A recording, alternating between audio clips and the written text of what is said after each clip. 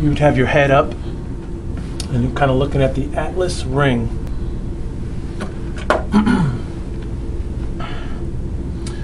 So it's kind of like this. It's kind of hard to do all this, but try to imagine we're shooting and we're looking at this. We're looking to see how this is turned and if it's shifted or twisted.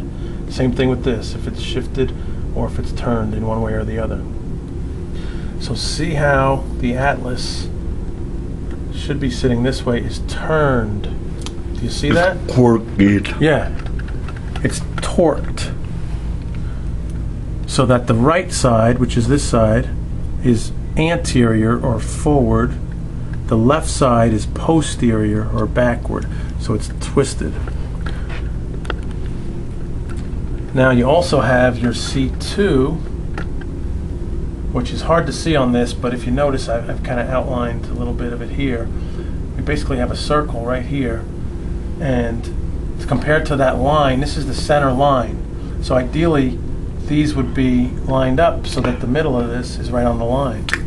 My head is crooked. It sure is. Your head is crooked, that's right. Well, and it certainly was. I shouldn't say is, because we've made the correction there. So things are trying to improve now. But we do want to see this where we see that hole in there where the middle line, like this, would line up just nice with it. Okay, it's really more of an angle, but basically lined up, you know, just right. And we don't see that here. We see that it's turned more to this way, to the side. Okay, and so it's more like left and right. It's more kind of like this, sort of, but just the way they take the picture to look at it. But anyway, that's your left, that's your right. So it's turned this way. And that's how we made that adjustment on you, was at that C2 to get that around.